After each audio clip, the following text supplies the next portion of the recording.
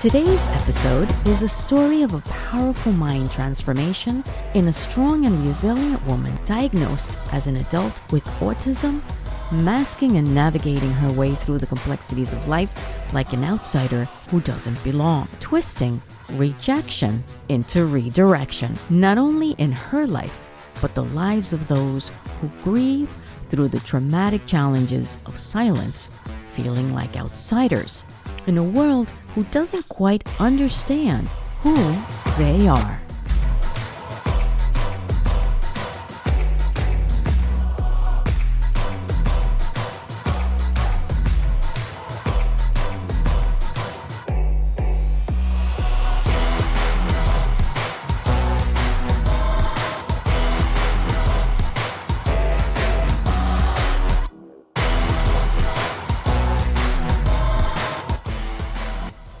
Hello and welcome to your Ageless Musical Brain podcast. My name is Luz Elena Blanco, Lucy, and this is the show where dance, music, and the arts are in sync with brain health.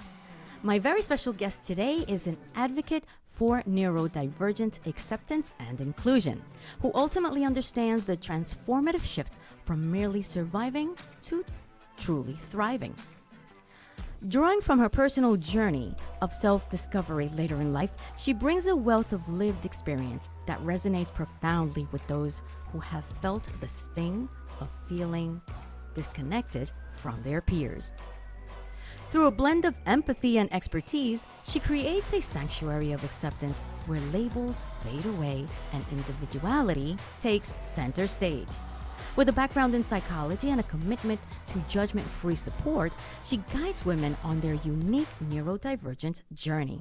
She embraces and celebrates individuality, helping her clients towards becoming their most joyful, successful, and fulfilled self. Michelle Markman, welcome to the show, Michelle. Thank you so much for having me on. I'm so happy to be here. Thank you. Tell us the difference between a neurodivergent and a neurotypical brain. The way that they're different is that the neurodivergent brain is going to have more neurons and more connections of those neurons. So that means that neurodivergent people may be more sensitive to things like sound, and colors, and sensations because we have additional connections in our brains. We also may be more adept at recognizing patterns.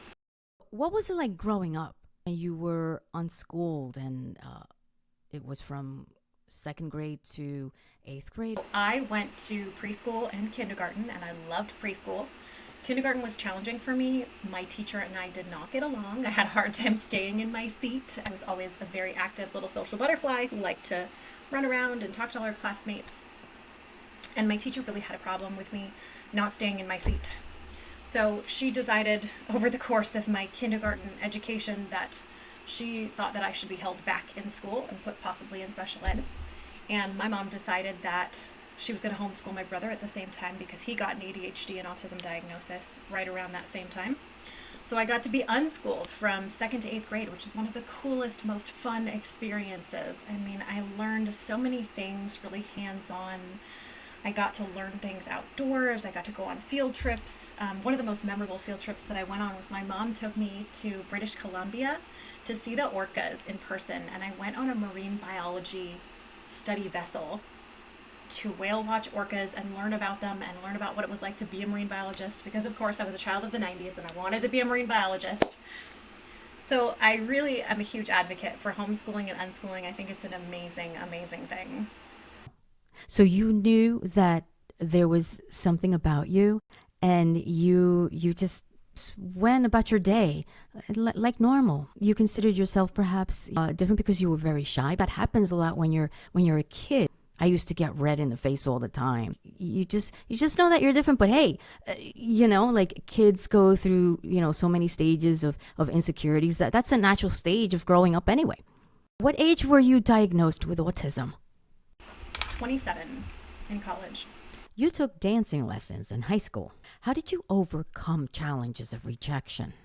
Dance was always an amazing part of my life. I started dancing, I think, from the moment I started walking and started dance lessons around age 4.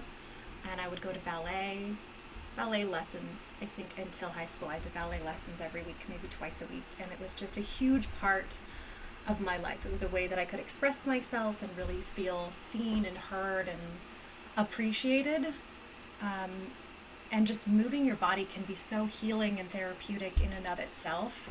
It's really a good way to somatically process your emotions and the things that are going on in your life.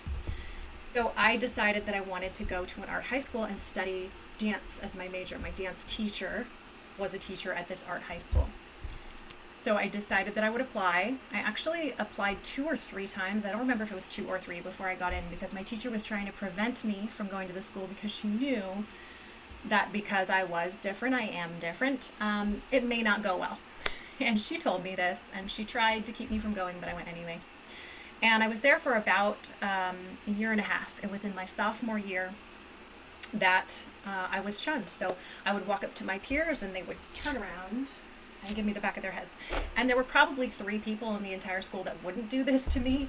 But it really just was formative for me. It just told me that who I was so unacceptable that I didn't deserve to look at someone's face. And that was, at the time, it was traumatizing. I didn't understand that I was neurodivergent at the time. I just understood that who I was unacceptable. Part of growing up for many kids, right, whether they let their parents know or not, is bullying. I, for one, was bullied when I was little. I also knew that I was different in a way that I was very creative, right? And I'm still creative, but I was extremely shy at the same time.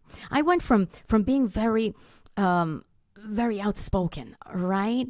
Free of inhibitions, age 5, 6, and then around age 8, like I developed this desire to grab a microphone, to sing in front of the microphone by myself. You know, I had an hour and a half by myself before I went to school, and we didn't wear uniforms, but before my mother left for work, she would leave. You know, she would fix my hair. She would dress me, and I just didn't like the clothes that the school, mandated for us to wear. It wasn't uniform, but the girls had to wear a skirt, right? And so I just didn't like the way I looked.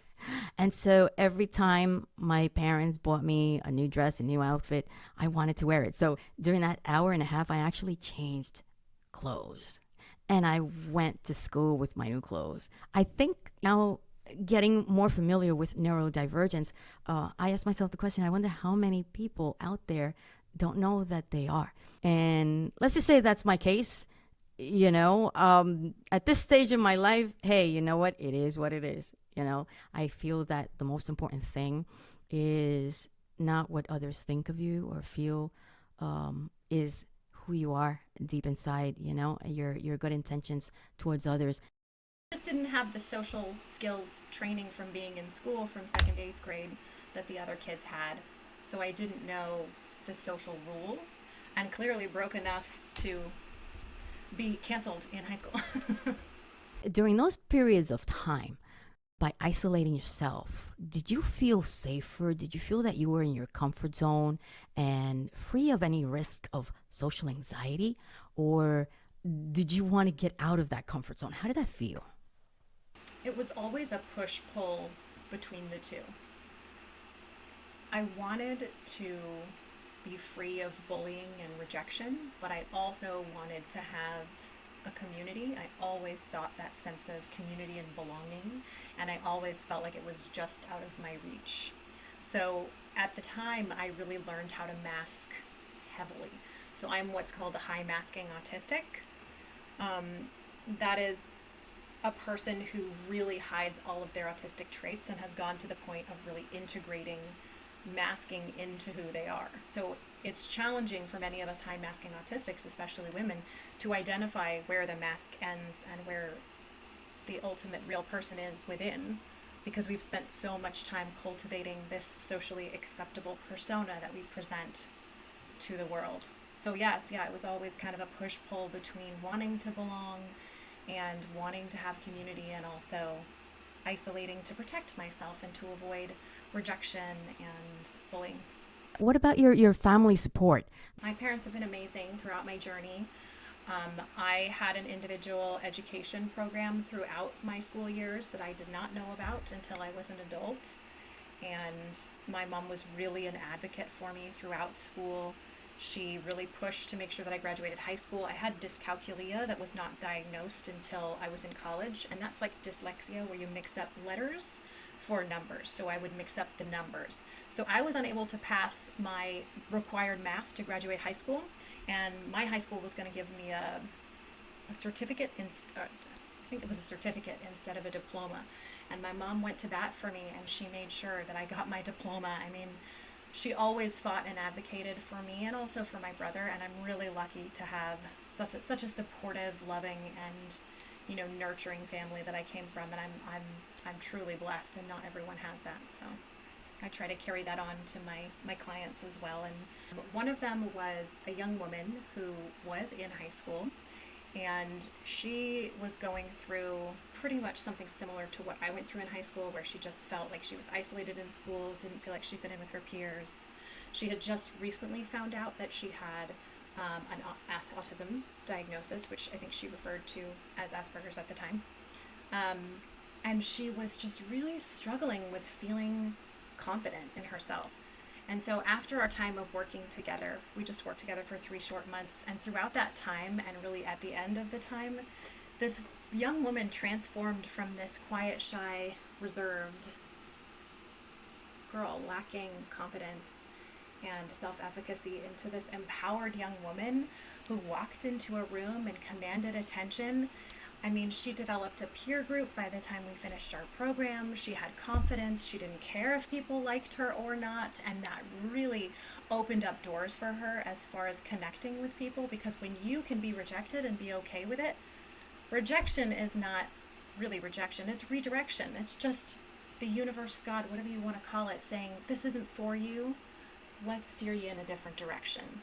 So when you can see that and you can really step into your power and your confidence and believe that you are deserving of everything that you want to create, that you desire, of these connections of the community, that's when you can start to really form and connect with your own personal community in real life, as well as I have a community online, but we all want that in real life community, right? It's so important to have those relationships, and to just see her go through this transformation was really, really remarkable. Finding what kind of movement is really joyful for them. So whether it's dancing in their bathroom to their favorite songs, or going on a hike, or maybe lifting weights at the gym is something that they absolutely love. I always encourage my clients to find some kind of movement that's going to bring them joy. Maybe it's taking a Polynesian dance class and learning how to hula hoop. It's so important to have that movement piece. And so movement is something we work on together. We also work on some somatic exercises to break through some of the grief and some of the trauma. We start with, just a little bit of movement, and then as the weeks progress, we sort of ramp up their movement practices. And it's so important that we have something that is joyful for them. So I don't want my clients going to the gym if the gym makes them miserable. Yes. They get frustrated. Yeah, you get stressed out. No, yeah, that's not going to work. If they really like horseback riding, go horseback riding, Right, and if your stress management tools make you stressed out, then they're not the right stress management tools. And I think that's a big piece in the neurodivergent, I don't want to say puzzle, but the challenges that neurodivergent people face is that a lot of the standard traditional stress management strategies don't work for us. So movement is one of the stress management strategies that I really believe works very well for almost all of us. And as long as it's a joyful movement for you, that can be great. And some people love to jump on a trampoline or, dance or whatever that might be. I also teach grounding exercises, and there's a somatic piece to those. So I do visual grounding, auditory grounding, touch-based grounding, movement-based grounding. When you can connect to the here and now, you can let go of ruminating thoughts or whatever's kind of keeping you stuck. You have to be resilient, and you have to say, you know what? I have to take control of my life. No one is responsible for making me happy. I have to find the joy within. You have this tendency to blame others for being unhappy, and that's where we can make the big mistake. Michelle, what message do you have for individuals watching this show? Recognizing that everyone has a little bit of a different brain, and that maybe there's not one standard neurotypical brain out there. Maybe everyone has a little bit of a different brain. And if you find someone that comes off a little different to you, and maybe you feel a little judgment or standoffish, or they make you uncomfortable, maybe try to dig a little deeper into that and find out, what is it that's making you feel uncomfortable? And if you can get to know them just a little bit and just see who they are as a person, maybe you can push past that, because we all have inherent bias that most of us aren't even aware of. And if you don't recognize biases, stigmas, we all have them. And so if you're not really aware of that, and you don't take the time to step outside your comfort zone and really get to know someone that makes you maybe a little uncomfortable, then you're really missing out on an opportunity to connect with someone who could be an amazing cornerstone in your life, and you won't know unless you try. Thank you, Michelle, for such insightful message. I thank you so much for sharing this time with me. Yes, thank you, Lucy. It's been my pleasure. 10, 9, paid on my dues, waited in line. 8, 7, now it's about time that I take mine. 6, 5, king of the jungle, heart of a lion. 4, 3, 2, 1, watch out.